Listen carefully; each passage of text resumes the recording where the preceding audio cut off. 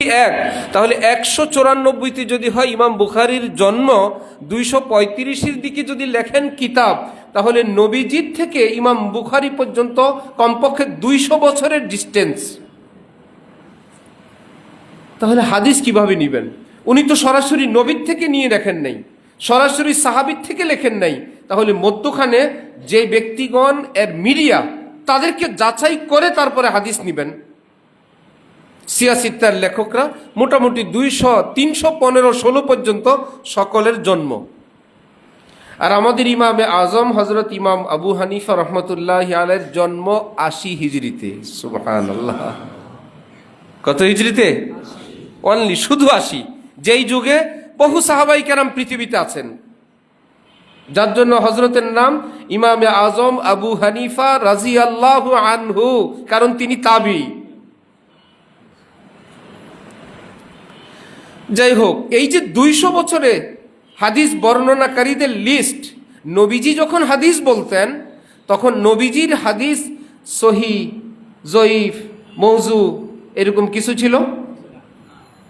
নবীজি হাদিস বললেন, সাহাবীদের যুগে কোন হাদিস এ হাদিস সহি, এ হাদিস জয়ীফ এরকম কিছু ছিল? তাহলে পরে এটা আসলো কোত্থেকে? হাদিস সহি শুদ্ধ এটা না, বর্ণনাকারীদের মান নির্ণয় করতে গিয়ে এক একটার নাম রাখলো। বর্ণনাকারীরা সহি স্টেজের, বর্ণনাকারীরা হাসান স্টেজের, বর্ণনাকারীরা জয়ীফ মানের, বর্ণনাকারীরা মৌজু মানের।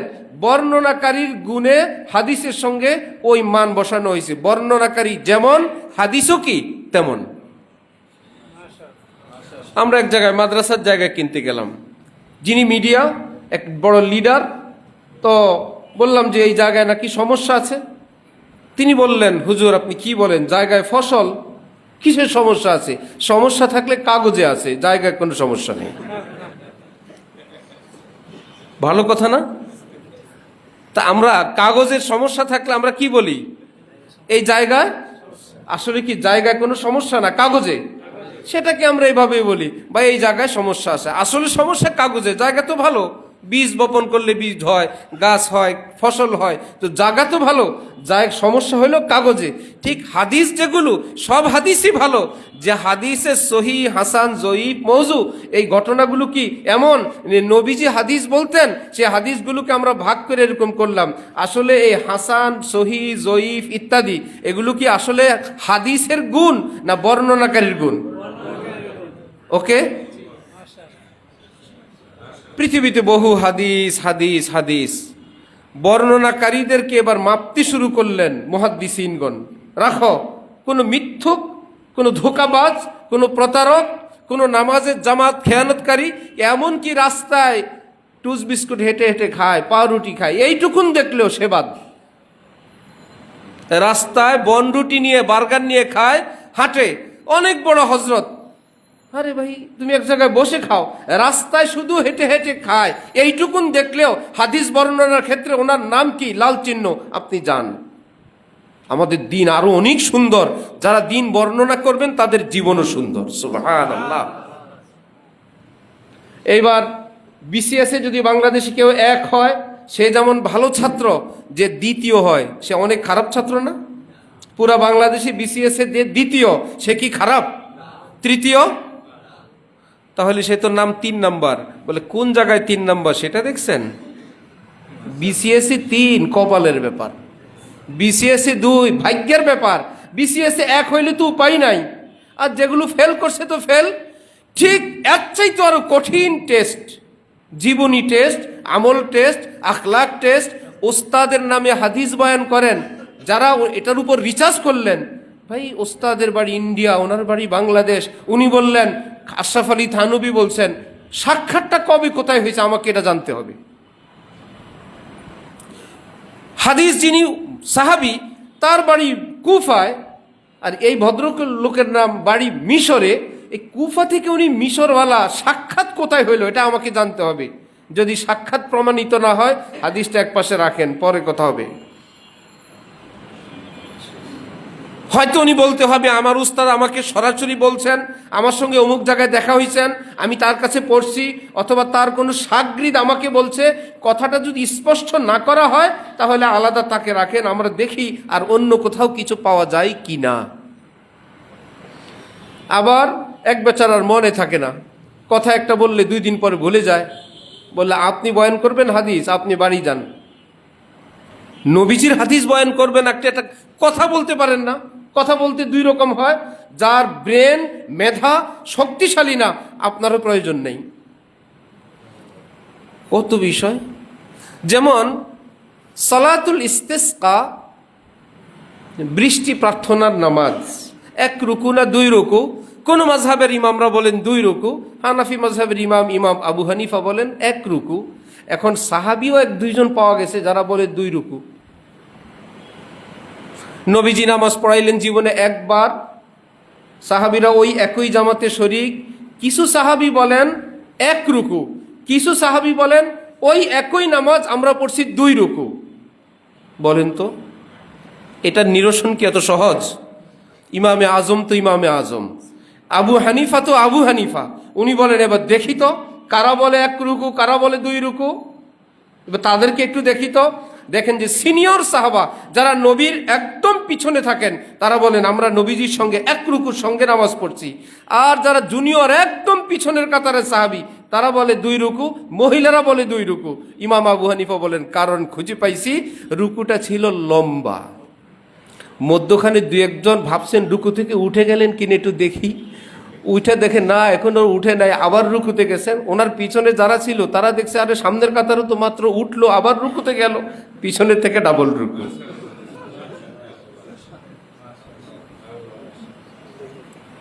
জানাজার নামাজই হইল এর উদাহরণ। জানাজার নামাজে ঘটনাক্রমে যদি সামনের কাতারের 1-2 জন ভুলে কান পর্যন্ত হাত উঠায়, পিছনের কাতারের সব তাল থাকে না। ঈদের নামাজ আর জানাজার নামাজে আমাদের বাংলাদেশি মুসলমানদের অবস্থা, ভুলে যদি কেউ সামনের কাতারে একটু কান পর্যন্ত হাত উঠায়, জানাজার নামাজে 4 বার উঠাই তো হয় না, একবার ভুলে যদি কেবল বারবার উঠায়, পিছনেওয়ালা তো মাথা চক্কর দিছে, সে বলে সামনে যা আমিও তা। আসলে উঠাইতে হবে একবার, উঠাইলে কয়েকবার। তো সাহাবি তো নতুন আছে, জুনিয়র আছে, কত কিছু আছে, মহিলারা তো শেষ কাতারের, ওই বেচারিরা বলে 2 বার। বলে আপনাদের কাছে খবর 2 বারই গেছে, যারা কাছে আছেন তারা বলেন আমরা সচক্ষে দেখছি 1 বার। ইমাম আবু হানিফা বলেন সাহাবি ঠিক, আপনাদের ঘটনাও ঠিক, মধ্যখানে একটা দুর্ঘটনা ঢুকছে, এই জন্য আপনারা 2 বার বলেন। যারা নবীজির কাছের সাহাবি তারা 1 বার বলেন। সুতরাং বৃষ্টির নামাজের রুকু একটা। সুবহানাল্লাহ। আমাদের হজরত ঢালকানগর বরিশাল স্বরূপকাঠিতে আগে যেতেন, শত শত লোক যায়, লঞ্চ থেকে নামে হজরত কিছু দূর পায়ে হেঁটে যান। আমি সাধারণত হজরতের কাছেই থাকি, নৌকা থেকে নামতে একটু বিলম্ব হলো। এখন এমন সরু পথ, হজরত পর্যন্ত পৌঁছতে আমার একটু দেরি হয়ে যায়। একটু পরে গিয়ে দেখি হজরতওয়ালা একটা গাছ রাস্তার পাশে খুব নীরব দাঁড়ায় আছেন। আমিও গিয়ে দাঁড়াইলাম। এমন ভাব, কেউ কোনো কথা বলে না, কবর জিয়ারতের একটা ভাব। আমি কবর জিয়ারতের দোয়াটাও পড়লাম একদম নিচু। এবার আবার হাঁটা আরম্ভ করলেন। আমি সবাইকে অতিক্রম করে সামনে যারা কাছে আছেন তাদেরকে বললাম কার কবর, এই যে কোথায়? বললো এই যে জিয়ারত করলেন। বললেন না, কোনো কবর টবর তো জিয়ারত করেন নাই, এখানে ঝিঝি পোকা আছে না, গ্রাম দেশে পোকার আওয়াজ হয় না, সেই পোকার আওয়াজ পেয়ে হজরত সবাইকে বলছেন চুপ। বহুদিন পরে এই পোকার আওয়াজ পেলাম। হজরত মনোযোগ দিয়ে পোকার আওয়াজ শুনছেন। একই সফর সঙ্গে আমি কি করলাম? কবর জিয়ারত। যারা ওনার কাছে আছেন ওনা বললেন ঝিঝি পোকা। এইবার একই সফরের ঘটনা বর্ণনাকারীরা, আমি বর্ণনা করলাম একটা, এই যদি ঘটনা আমি নাই ভাঙতাম তিনি বয়ান করবেন আরেকটা, তাহলে রিচার্জকারীরা রিচার্জ করবেন। আপনি যখন জিয়ারত করেন হজরত থেকে কতটুকুন দূরত্বে আপনি ছিলেন? ভাইয়েরা 10 হাত। আচ্ছা হজরতের সঙ্গে কারা ছিল? এরা ছিল। আপনারা বলেন তো কবর জিয়ারত ছিল না ঝিঝি পোকা ছিল? ঝিঝি পোকা ছিল। বলল হুজুর সাহেব আপনি একটু পরে আসেন। এটার নাম রিচার্জ। এইরকম রিচার্জ করে সবগুলো হাদিস যেগুলো গ্রহণযোগ্য সেগুলোকে এক তাকে রাখলেন, যেগুলো কোনোভাবে বাদ গেল বলল ওগুলোর নাম মৌজু, এগুলো জাল, আমরা জানি না, এগুলো দায়ভার আমরা নিব না, সে হাদিস আমাদের লাগবে না। গ্রহণযোগ্য সকল পরীক্ষায় উত্তীর্ণ, বিসিএস এ পাস, তাও 1, 2, 3। একের নাম সহি, 2-এর নাম হাসান, 3-এর নাম জয়ীফ। এবার বলেন তো কোনটা খারাপ? 3 নম্বরটা খুব খারাপ জিনিস না? অনেক ভাইয়েরা, সহির একটা বাংলা অর্থ আছে, শুদ্ধ, আছে না? হাদিসের জগতে সহি অর্থ শুদ্ধ না, সহি অর্থ সেরা। হাদিসের জগতে সহি অর্থ শুদ্ধ না, সহি অর্থ কি? সেরা। তাহলে যদি সেরা বলেন তখনই চলে যাবে। ভাই, ইংলিশে গুড আছে, বেটার আছে, বেস্ট আছে, তাহলে যেটা বেস্ট না সেটা কি পচা? বেটার হইতে পারে। যেটা বেস্ট না সেটা কি পচা না বেটার? যেটা বেটার না সেটাও পচা না, গুড। গুড তো ভালো, বেটার মিডিয়াম মানের ভালো, বেস্ট সবচেয়ে ভালো। ঠিক হাদিসের জগতে বেস্ট সহি, বেটার হাসান, গুড জয়ীফ। তাহলে হাদিস কয় প্রকার মানবো? কয় প্রকার মানবো? 3 প্রকার। যদি বলেন আমি শুধু 1 প্রকার মানবো, যেটা সহি, তাহলে ইসলামের 3 ভাগের 2 ভাগ আপনি অস্বীকার করতে বসছেন আপনার অজান্তে। ইসলামের কথাগুলো 3 ভাগ, তার থেকে আপনি খুব সুন্দর ভাষায় আপনি বললেন আমি 3 ভাগ, ইসলামের 1 ভাগ মানি, 2 ভাগ মানি না। কোশ্চিন কালো আপনি কথা মুখে বলবেন না, আপনি যদি অর্থ জানেন। কিন্তু আপনার মুখ দিয়ে বলানো হচ্ছে আমি শুধু সহি মানি, আর কিছু মানি না, অর্থ কিন্তু সেটাই। কি আপনি কথা বলেন আপনিও জানেন না। যেমন এমন লোক অনেক পাবেন যারা বলে আমি শুধু আল্লাহ রসুলকে মানি, আর কাউকে মানি না। আচ্ছা না? আল্লাহ রসুলকে মানি আর কাউকে মানি না, আছে কি না? এই না মানার গ্রুপের মধ্যে যে সাহাবি পড়ছে, আল্লাহ না রসুলও না, ওনাকে তো কেউ গিলায় দিছে, এই কথা খুব ভালো করে মুখস্থ করায় দিছে, ভাই শুধু আল্লাহ রসুল মানবেন আর কাউকে না। উনি বলে একদম ঠিক আছে। এবার উনি ঘুরে আর বলে আমি আল্লাহ রসুল মানি আর কাউকে মানি না। না মানার তালিকায় কারা পড়লো? সাহাবাই কেরাম। 30 পারা কোরআন নবী লিখছেন, নবীজি লিখছেন না সাহাবাই কেরাম? হাদিসের জগতে যত হাদিস নবীজি লিখছেন না সাহাবাই কেরাম? আপনি যাদেরকে মানেন না তারাই লিখছেন। তাহলে যারা আপনার কাছে মান্য না, মানার যোগ্য না, তারা কোরআন লিখছেন, তাহলে তো কোরআন বিশ্বাসযোগ্য না, হাদিসও বিশ্বাসযোগ্য না। কোথায় নিয়ে গেছে মুসলমানকে? ও, আমি যাদেরকে মানি না তারা লিখছে, আহলে কোরআন বের হইছে। কি ভাই, আমরা হাদিসের মধ্যে বহু জয় ঝামেলা, হাসান সহি জয়ীফ মৌজু, আমরা শুধু কোরআন মানি, কোরআনে সব আছে। বিমানে আমি এক ছেলে আমাকে বাম হাতে নাস্তা দেয়, আমি বললাম ডান হাতে দাও, ঢাকা সিলেট। সে আমাকে বলে এটা কি কোরআনে আছে? কেমন মেজাজ খারাপ হয়। আমি বললাম জি আছে। এখন তো বিপদে পড়ছে না। একটু পরে আবার বলে আমি তো পাই নাই। মনে মনে ভাবি তোমার বিস্তারিত বোঝানোর জন্য হযরত ওমর দরকার, আমি কি পারবো? এত বড় কোরআন বিশারদ যদি হও, তুমি বিমানের এই সেবা কেন করো? আমি পাই নাই। সাগরে আমি আপনি বিচরণ করলে, সাগরের জাহাজে উঠলে, কেউ যদি বলল সাগরে মণিমুক্তা আছে, অনেক প্রাণী আছে, সাগরের তলে অনেক গাছ আছে, আপনি বললেন আমি তো পাই নাই। হ্যাঁ হ্যাঁ, আপনি কোথায় গেলেন? বললো আমি বঙ্গোপসাগরের বহু দূর গেলাম। কোন দিক থেকে? উপরে উপরে। ও, বঙ্গোপসাগরের তলা আছে, তলা আছে। কোরআনের উপরে উপরে সব পাওয়া যাবে না, সব আছে। তো ওই ভাইদের কি বলা হইলো? কোরআনে সব আছে। হযরত ইবনে আব্বাস রাদিয়াল্লাহু তাআলা আনহুকে এক মহিলা এসে বলে, তোমার নবী যেই মেয়েরা ফেসিয়াল করে, ঠোঁট কাটে, জিহ্বা কাটে, দাঁত ফাঁকা করে, তাদের উপর লানত করলেন, এটা তো কোরআনে নাই। হযরত ইবনে আব্বাস বললেন কোরআনে নাই না। আচ্ছা বুড়ি বলো তো, মা আতাকুমুর রাসূল ফাখুযু ওয়া মা নাহাকুম আনহু ফান্তাহু, এই আয়াত কি কোরআনে আছে? আছে। আল্লাহ কি বলেন নাই আমি যা দেওয়ার দিলাম, আমার নবী আরো যা দিবেন, আমার পক্ষ থেকে আদেশ গ্রহণ করো, আরো যা নিষেধ করবেন আমি আল্লাহর পক্ষ থেকে আদেশ, সেটা থেকে বিরত থাকো, এমন কথা কি আল্লাহ বলেন নাই? মহিলা বলে মিথ্যা বলবো না, এটা আছে। তাহলে তো আল্লাহ নবীজির বাকি কর্মগুলোকে, আদেশ নিষেধকে আল্লাহ কোরআনের এই আয়াত থেকে সবগুলোকে প্রজ্ঞাপন জারি করে বললেন নবীর আদেশ আমার আদেশ, নবীর নিষেধ আমার নিষেধ। সুতরাং নবীজির সমস্ত হাদিস মানার জন্য এই আয়াতের মধ্যে আল্লাহ পাক আদেশ করে জারি করে দিয়েছেন। যদি কেউ বলে আমি হাদিস মানি না, কোরআন মানি, তাহলে তো কোরআনও মানে না, কারণ কোরআন মানলে তাকে কি মানতে হবে? হাদিস।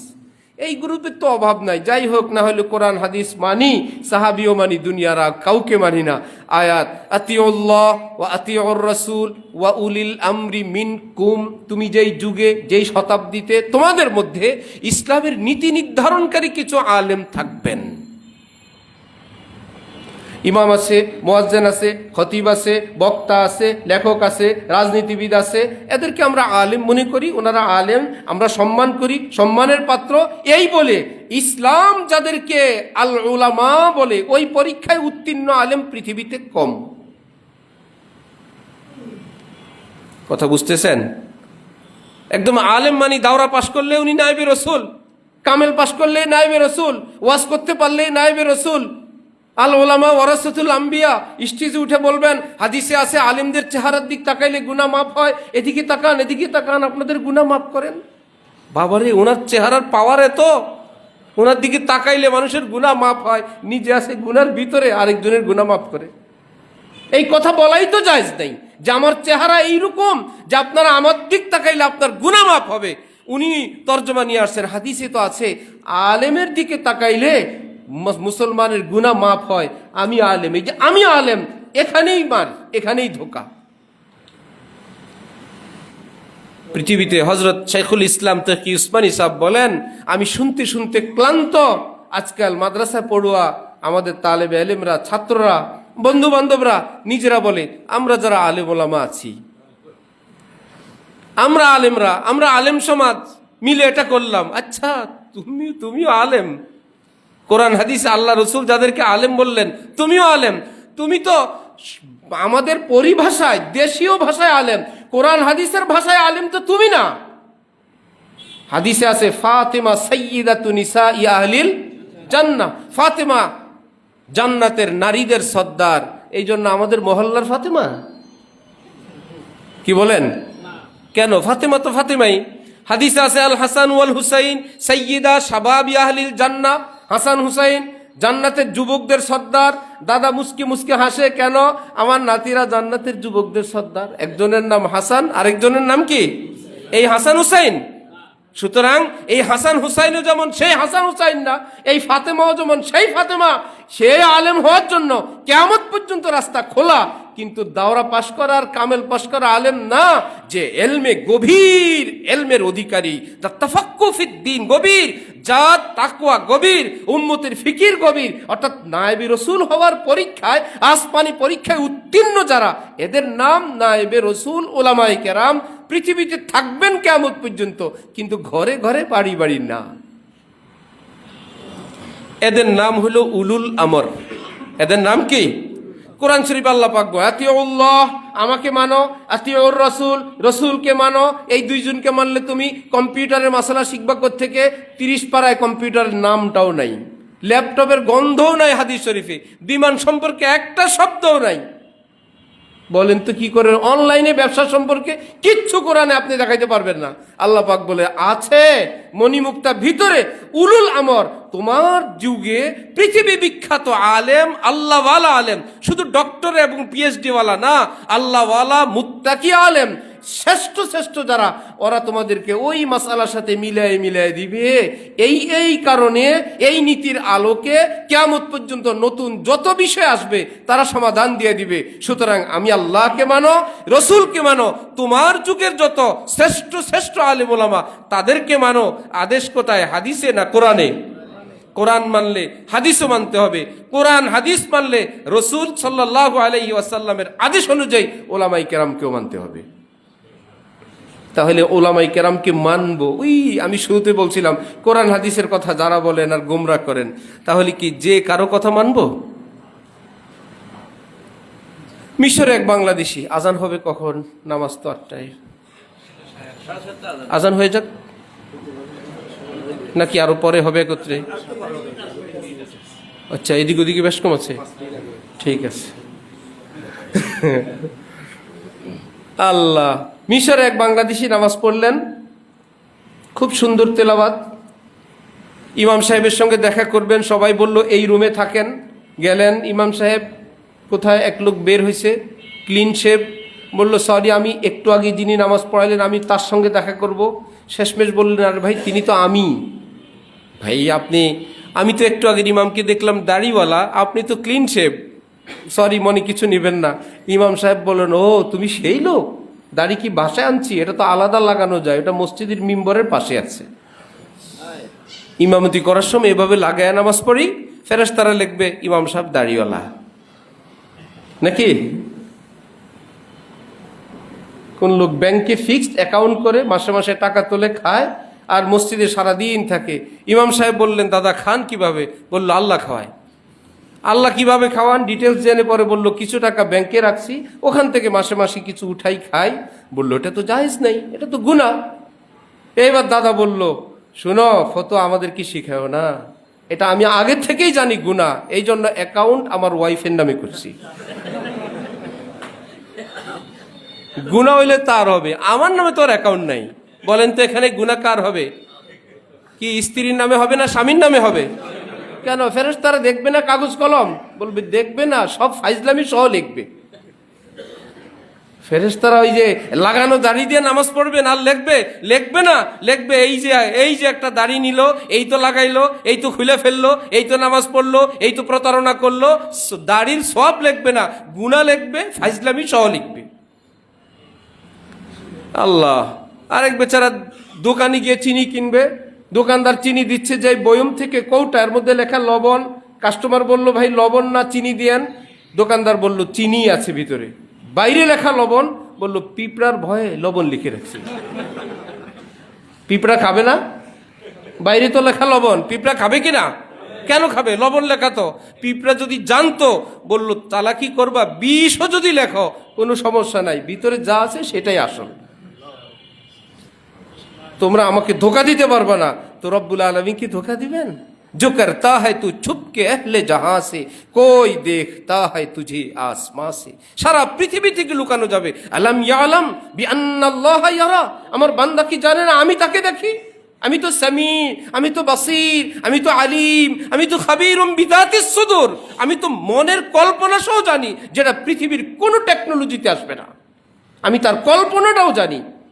এইবার বাঙালি তো অবাক, ইমাম সাহেব দাড়ি মসজিদে রেখে আসছেন। এত শোনা গল্প বহুদিনের। গত বছর আমরা মিশর গেছি মুফতি ইয়াহিয়া সাহেব সহ কিতাব কেনার জন্য।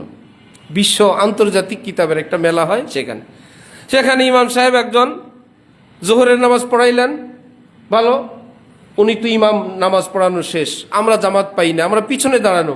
ইমাম সাহেব তাকায় দেখলেন বহু মানুষ জামাত পান নাই, তারা নামাজ পড়বে, এই জন্য ওনার পিছনে নামাজ পড়ুয়ারা চলে যাচ্ছেন, নতুন মুসল্লি আসতেছেন, উনি তার জায়গায় দাঁড়ায় দ্বিতীয়বার নামাজ পড়াই দিলেন। এই চোখে দেখা, কোনো মিডিয়া নাই। কি ভাই, ফরজ নামাজ একবার পড়ার পর সে একই নামাজ যদি কেউ দ্বিতীয়বার পড়ে, সেটা ফরজ না নফল? ইমামেরটা নফল, মুসল্লিরটা ফরজ, নামাজে তো হয় না। উনি তৃতীয়বারও আরেক গ্রুপকে পড়ায় দিলেন। আমরা তো দাঁড়ায় দাঁড়ায় দেখি আল্লাহ রে কোন কিয়ামতের আলামত দেখতেছি। এখন মুফতি ইয়াহিয়া সাহেব বলে ভাই জামাতেও পড়া লাগবে, কি করি? বলল ইমামকে ছুটি দেওয়া লাগবে। কেমনে দেওয়া যায়? পিছনের থেকে সালামটা ফিরানোর সাথে সাথেই আমাদের মুফতি ইয়াহিয়া সাহেব বলল আল্লাহু আকবার, আল্লাহু আকবার, আশহাদুল্লাহ, মানে একামত দিতেছে আর সামনে হাঁটতেছে।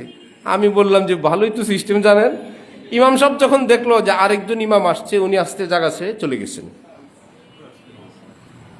এক দ্বিতীয় দৃশ্য দেখলাম, ওই মসজিদে ওই নামাজের জায়গাটাই কিতাবের মেলায় এক জালেম আজান দিচ্ছে। ক্যাবলা তো আমাদের পশ্চিম দিকে, সেখানে ক্যাবলা যেদিকে হোক, ওই মসজিদের বাইরে আজান দিছে উল্টা দিক ফিরে। সে বেচারা চিন্তা করছে যাদেরকে আমি ডাকবো তারা তো মসজিদের ভিতরে না বাইরে, ওদিক ফিরে ডেকে লাভ কি? আজান অর্থ আহ্বান। আমি যাদেরকে আহ্বান করব তারা যদি আমার পিছনে থাকে লাভ কি? যখন এলমে শহীদ থেকে আপনি ছুটে যাবেন, মাথা যোগ হয়ে যাবে, নিজের কল্পনা যোগ হয়ে যাবে, তখন অনেক সুন্দর জিনিস, কল্পিত জিনিস আসবে ইসলামের সঙ্গে। যদি আলেমে হক্কানি না থাকে তখন আপনি ইসলাম মনে করে। বৈরুতের খবর পাইলাম, সেখানে একজন ইমাম সাহেব যাওয়ার পর যে মাসবুক হয়, তো মাসবুক নামাজ পড়তে দাঁড়ায়, এই বেচারার পিছনে যে আসে তার পিঠে একটু হাত দিয়ে নামাজে দাঁড়ায়, এই বেচারা নামাজ শেষ, পিছনে হাত দিয়ে নামাজে দাঁড়ায়। অটোমেটিক কেবল জামাত যে চালু হয়েছে ওটা চলতেই থাকে, শেষ নাই।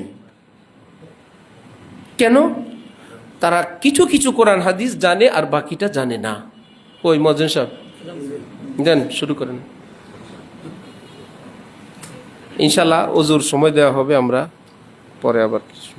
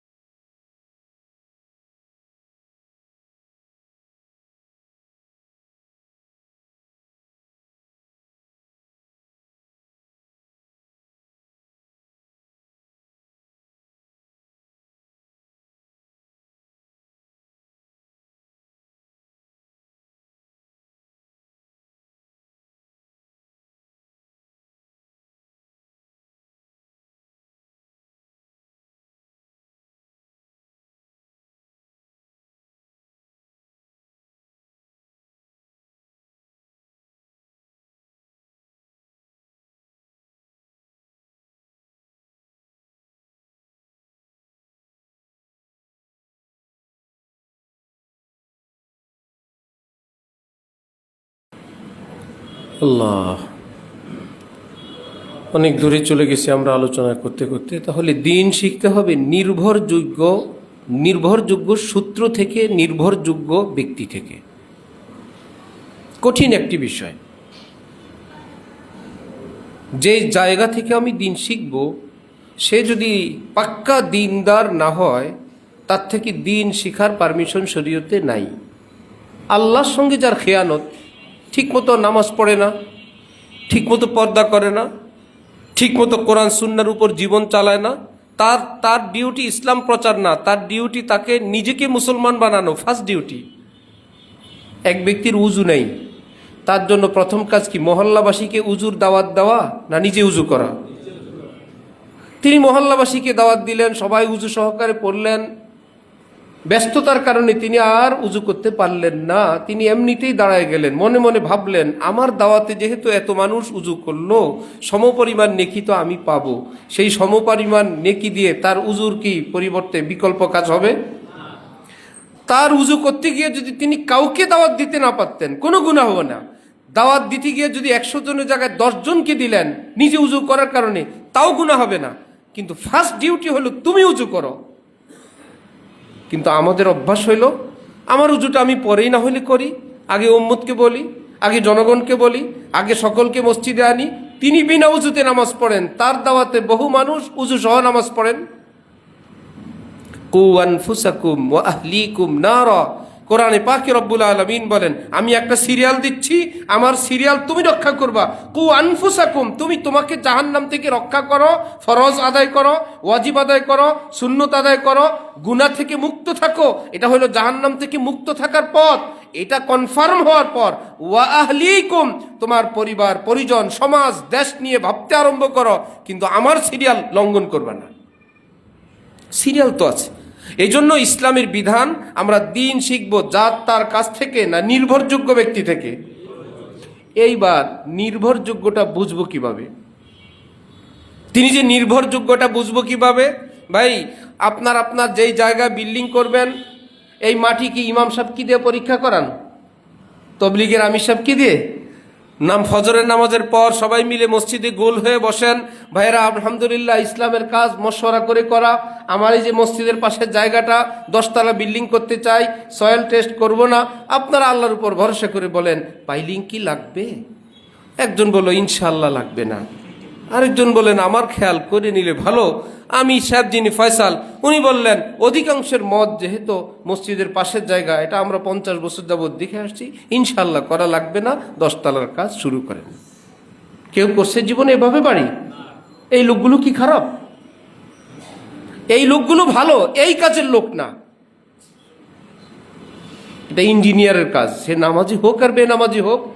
আমার শাইখের মেয়ের বাবু হবে, কয়েকজন মহিলা ডাক্তার খোঁজ নিতে পাঠাইলেন আমাদের পীর ভাই কয়েকজনকে, এই মহিলা ডাক্তার কেমন কি খোঁজ নিয়ে আসো। এরা খোঁজ নিয়ে আসছে, হজরত একজন মহিলা ডাক্তার পাওয়া গেছে, খুবই ভালো। কিভাবে? একদম বোরকা পরে, হাত মোজা পা মোজাও পরে। হজরত বলেন কি ডাক্তার ভালো হওয়ার কথা হইল? আমি তোমাদেরকে পদ্মানিসীর মহিলা খুঁজতে পাঠিয়েছিলাম, ডাক্তারিতে কে ভালো সেটা বলো মিয়া। তোমরা পদ্মানিসীন খুঁজতে গেছো, এমনও তো হইতে পারে ডাক্তার জুনিয়র পর্দা করে, আর আরেকজন ডাক্তার সিনিয়র হয়তো পর্দা করে না, এটা তার কমতি, কিন্তু ডাক্তারি বিদ্যায় তিনি বস। আমার তো ভালো ডাক্তার দরকার, আমার তো পদ্মানিসীন নারী দরকার নাই। আমি শুনি তো অবাক, পিসাব মানুষ কি বলে। আমরা তো ভাবছি বোরকার কথা শুনে বলবে এখানেই যাও এখানেই যাও। না, এটা এই জায়গা, এটা দেখার বিষয় না। এটা আমরা এখানে কেন, আমরা সব জায়গায় সেটা করি। আমরা গাড়িতে চড়ি, গাড়িতে উঠি কি মশওয়ারা করি আজকের বাস ভলভোটা কে চালাবে? গাড়ির মধ্যে সবচেয়ে শিক্ষিত যিনি বস, ওনাকে ওস্তাদের সিটে বসায় দেই। যে এই কাজে পারদর্শী সে ওই উস্তাদের সিটে বসবে, সবাই চুপচাপ বসে থাকবে। শুধু একটা সিটে আমরা কাড়াকাড়ি করি, ইসলামের সিট, ইসলামের নেতৃত্বের সিট। হ্যাঁ, আমিও চালাবো, আপনিও চালাবেন, আমি কিছু পারি না, আমরা কি কাফের? সবাই ড্রাইভিং করতে চায়, যার জন্য এত অ্যাক্সিডেন্ট। ভাই ওই ছেলেটা চালাবে, চুপ করে বসে থাকবেন। আপনি যত বড় শিল্পপতি হন, ইঞ্জিনিয়ার টেস্ট করবে, তার রিপোর্টে রিপোর্ট। ডাক্তার বলবে ডায়াবেটিস এত, এটাই চূড়ান্ত। ডাক্তার বলবে চোখের পাওয়ার এত, এটাই চূড়ান্ত। বিজ্ঞানী বলবে এটা পাখি না, এটা রোবট, এটাই চূড়ান্ত। আমি আপনি বললাম আমরা কি অন্ধ? আমরা কি দেখি না? এটা পাখি পাখি। আমরা কি বেনামাজি? সব ঠিক আছে, যার কাছে দূরবীন আছে তিনি দেখে বলছেন এটা পাখি না, পাখির ঢঙ্গের রোবট, এটা গোয়েন্দাদের একটা জিনিস, এটা আমার আপনার পরামর্শে হবে না। যার কাজ তাকে দিয়ে যখন করাবেন তখনই সেটা বিশুদ্ধ হবে, এবং তাদের মধ্যে যারা সিনিয়র, মোস্ট সিনিয়র, তখনই বিশুদ্ধ হবে যখন নিজে নিয়ে আসবেন। রাসূল সাল্লাল্লাহু আলাইহি ওয়াসাল্লাম বলেন, মান ক্বালা ফিল কুরআনি বিরাইহি ওয়া আসাবা ফাকাদ আখতা। আল্লাহর কোরআন সম্পর্কে কেউ যদি নিজের থেকে কোনো ব্যাখ্যা করলো, যার কোনো ভিত্তি নাই, যে এটা সাহাবী বলছেন, এটা নবীজি বলছেন, এমন কোনো ভিত্তি ছাড়া তিনি গ্রামার দিয়ে, ব্যাকরণ দিয়ে কোরআন থেকে একটা অর্থ বের করে নিয়ে আসলেন, এবার একটা ব্যাখ্যা করে নিয়ে আসলেন। নবীজি বলেন ঘটনাক্রমে ওই ব্যাখ্যাটা শুদ্ধ হইল। নিজের থেকে ব্যাখ্যা করলো, সেটা কি অশুদ্ধ না শুদ্ধ? নবীজি বলেন তোমার শুদ্ধ ব্যাখ্যা সহ আর অশুদ্ধ হইলে তো কথাই নাই, আমি ফতোয়া দিচ্ছি ফাকাদ আখতা, তুমি ভয়ঙ্কর অপরাধ করলা। অশুদ্ধ ব্যাখ্যাকে বললেন না শুদ্ধকে। ছাত্রদেরকে আমরা বুঝাইতে গিয়া বললাম বেচারা ব্যাখ্যা করলো, শুদ্ধ হইল, তারপরে নবী বলেন ভুল হইল। যেমন কোনো ভদ্রলোক একটা নতুন গাড়ি কিনে নিয়ে আসলো, ড্রাইভার রাখলো, গাড়িটা বাড়ির সামনে রাখা, নিজের এক ছেলে ভালোভাবে ড্রাইভিং জানে না, একটু একটু জানে, বাবার অনুমতির বাইরে গাড়িটা নিয়ে মেন রোডে চলে গেছে। সে রোড থেকে ঘুরে ঘুরে একটা চক্কর দিয়ে এসে গেছে, আলহামদুলিল্লাহ কোনো দুর্ঘটনা ঘটে নাই। বাবা শুনে বলবেন ভেরি গুড, ভালো কাজ করছো না ভুল কাজ করছো? বাবা বলবে অন্যায় করছো।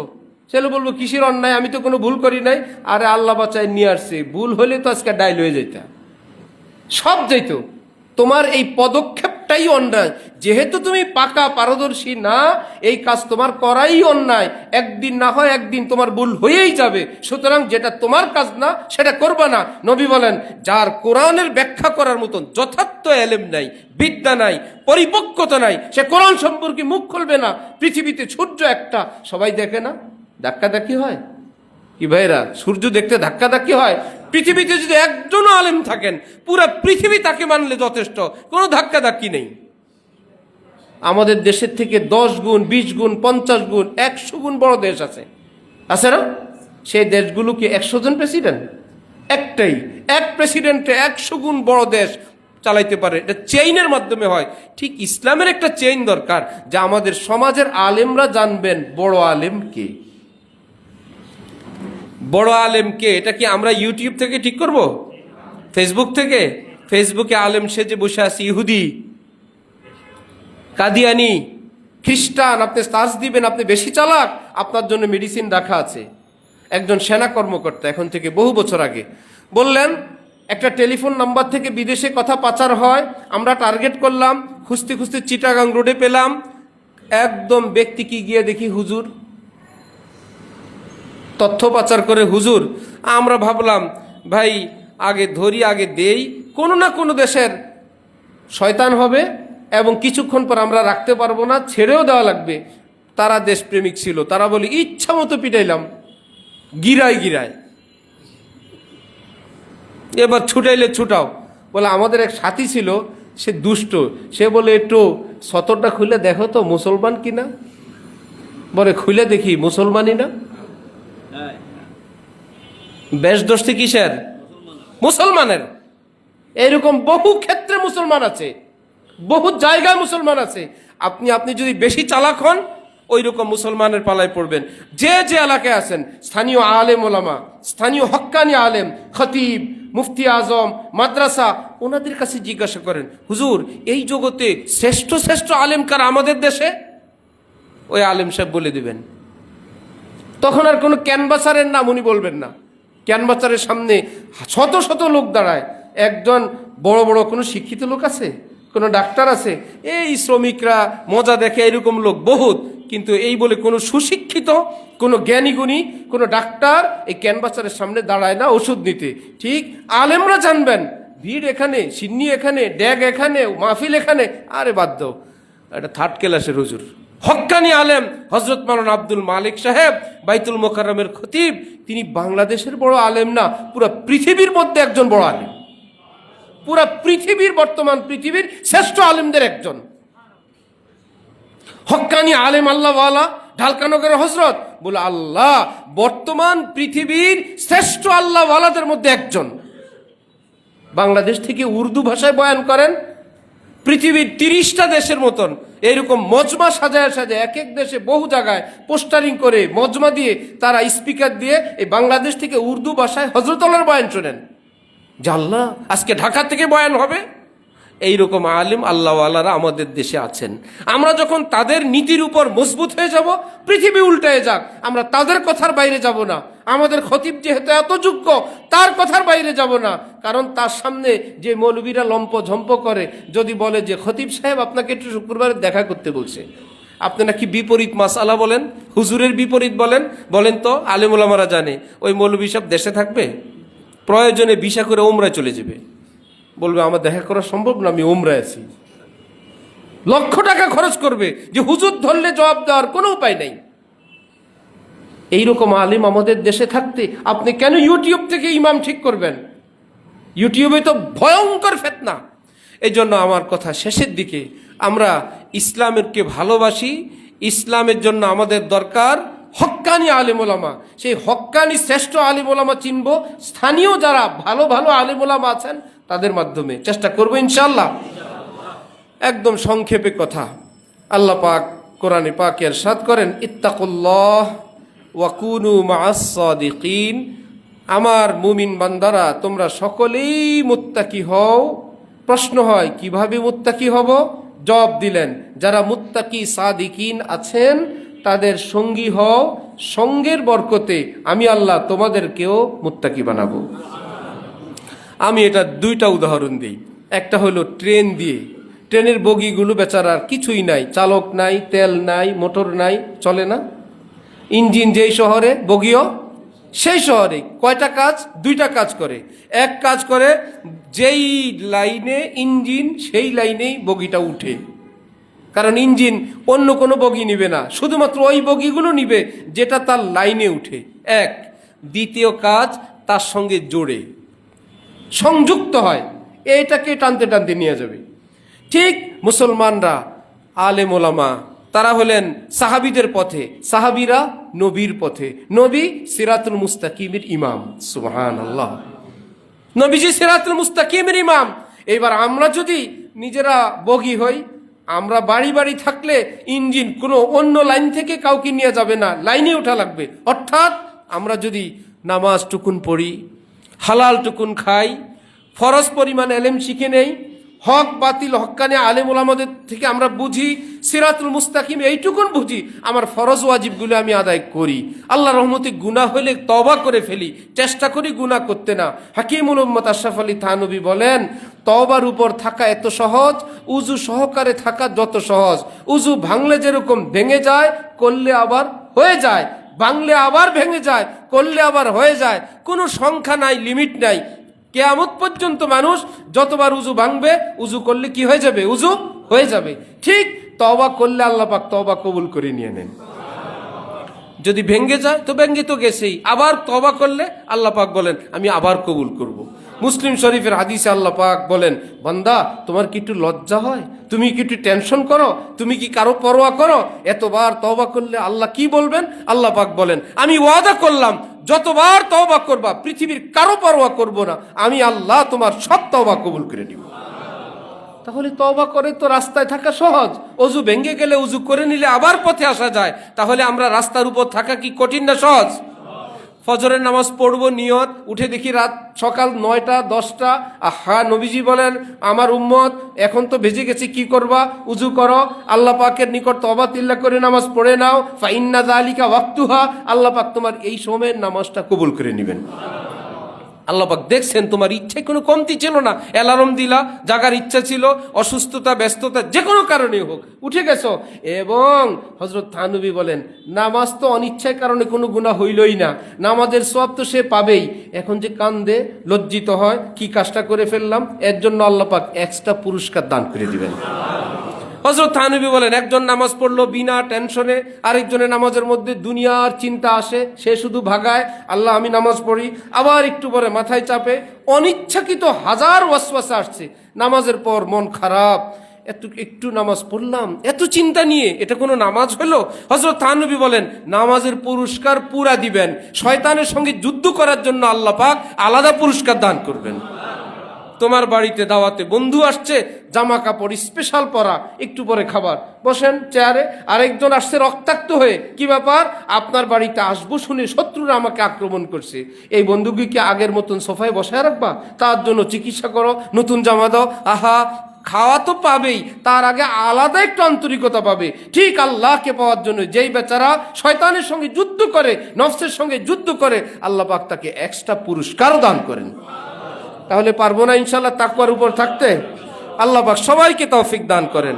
শুধু এইটুকু না, আমার কথা না, হাকিমুল ইসলাম কারি তৈয়ব সাহেব, যিনি দেওবন্দের 54 বছরের মুতামিম ছিলেন, তিনি বলেন এই যুগে যদি ফরজ, ওয়াজিব, সুন্নতে মুআক্কাদাটুকুন কেউ আদায় করে, আর যদি কেবল গুনাহ থেকে বেঁচে থাকে, এই যুগে আল্লাহ পাক তাকে জুনায়েদ বাগদাদির মতন ওলি আল্লাহ বানায় দিবেন।